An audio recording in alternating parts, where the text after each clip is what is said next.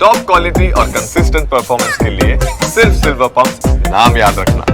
સમાચાર દેવભૂમિ દ્વારકામાંથી ખંભાળિયા પંથકમાં સતત ત્રીજા દિવસે પણ વરસાદી માહોલ છે।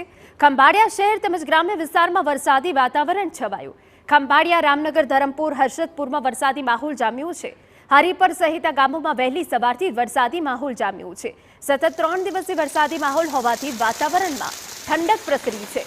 ગ્રામ્ય વિસ્તારોમાં સારો વરસાદ થવાથી ખેડૂતોના ચહેરા પર ખુશી છે। ખંભાળિયા પંથકના ખેડૂતોને સારો પાક થવાની આશા બંધાઈ છે।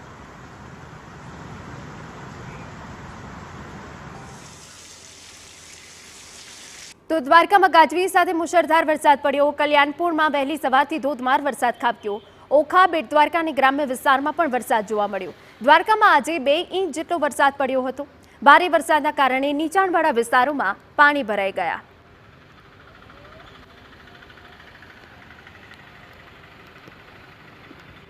દ્વારકાના કલ્યાણપુરના સાની ડેમમાં નવા નીરની આવક થઈ। ઉપરવાસમાં ભારે વરસાદ થતાં પાણીની આવક થઈ।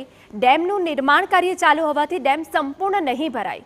ડેમમાં પાણીની આવક થતાં ખેડૂતો અને લોકોમાં ખુશી।